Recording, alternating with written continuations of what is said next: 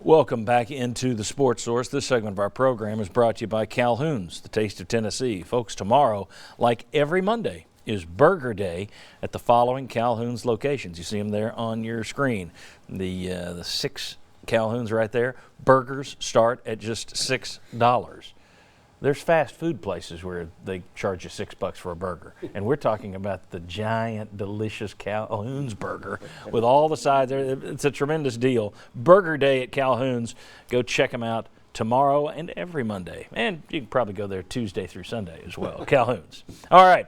I mentioned this in the last segment, the Tennessee freshmen so far. I'm going to leave this number up there. I'm going to leave this this graphic up here so you can see these numbers.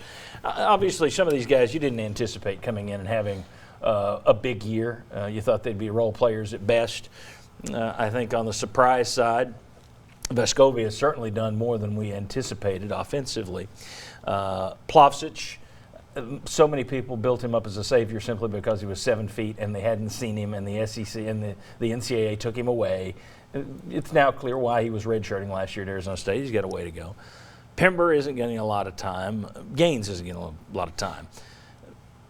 Kamoa looked earlier this year. Kamwa looked, I'm going to mess up his name for the rest of the year. Kamwa looked earlier this year like he was someone who was developing. I don't know where his development is. And then Josiah Jordan-James, who I mentioned earlier, had a bad game yesterday. Hasn't looked like the 5-star that I think people anticipate when they hear the words 5-star. Mark, I'll start with you, and you can go any way you want. The guys who are overachieving, underachieving, wherever. In terms of the freshmen, are they where they should be 19 games in? Well, it's hard to define where they should be just from the standpoint of, I think, because of what they lost last year and because of Lamonte Turner being out, they've been forced, the expectation is that much higher because guys went to the draft earlier, some guys transferred, so the expectation is even higher on this class. And the guy that stands out to me, a couple, and we'll talk about James, but I thought Olivier would be a little bit further along than he is. I think we can kind of put aside from a Euro standpoint, I think the biggest thing for him is he didn't get his feet wet and feet underneath him against lesser opponents in non-conference play. And he's thrown into the fire. Kansas is his second or third game. But I thought Olivier would be a little bit better. There's one guy that I think that needs to look at being played more would be Pember. Yeah, he's a guy that when he has shown, our struggle is offense. Pember can shoot the basketball. He's attacked the rim a couple times. He'll struggle defensively, but I think what he can add to this team next year because of his ability to shoot, it'd be great to get him to some more playing time right down the stretch. Thoughts on Josiah Jordan-James? And look, whenever I see a Tennessee player come in with 5 stars, I think of past Tennessee 5 stars. And that's not people look, well, Ernie and Bernie, this system of star rankings, that's relatively new. That's like 20, 25 years, so you're not going back that far. But you think Tobias Harris, okay, who I didn't think went straight to the NBA. He's had a good career. He's a great player at UT, but I didn't see him as Bernard King out there. And most of the other 5 stars Tennessee has brought in have kind of looked like James in their first year. It's like, okay, you're a player with potential. And then they get better as they go. Some never get better. But it's not like Kentucky.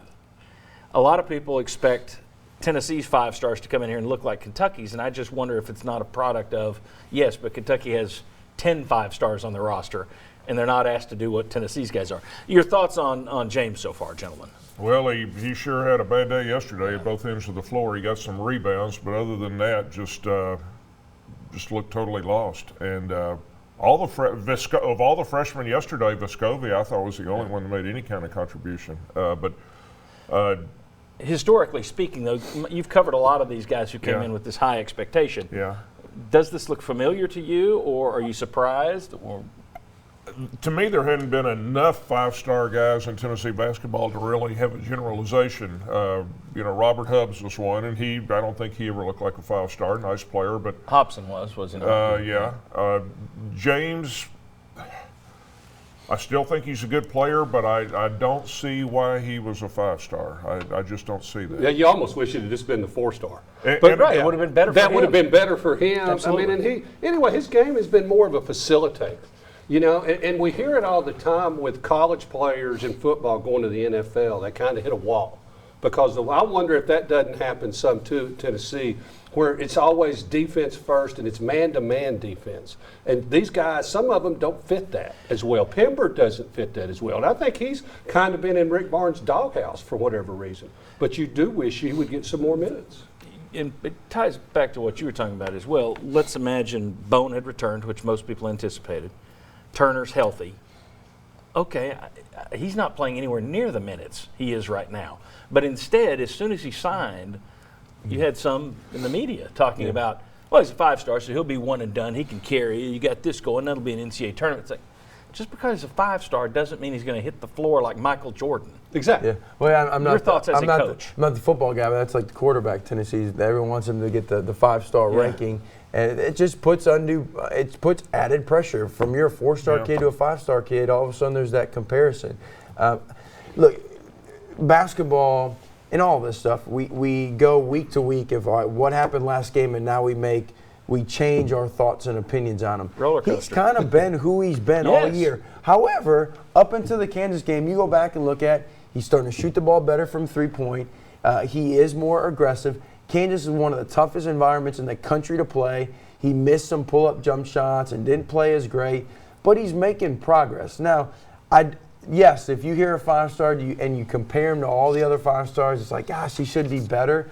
But a lot of places where kids go as 5-stars, they've got a lot better pieces around that 5-star than Tennessee right now has around James, and it's making the game harder for James. As opposed to if you go to a place where you've got 4 and 5-stars that are now sophomores or juniors, the game is easier for the freshman 5-star.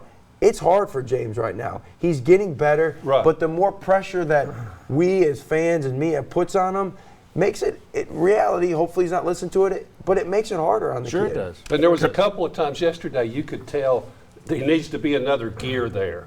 He's moving at like a speed where he's used to, but you can't always do that at Kansas with some of the talent they've got. But define that, but the kid needs another gear. The kid has been really successful to playing the way that he is, and now if you add other more talented guards, quicker guards against him, the matchup you can favor to his advantage. And I think you hit it.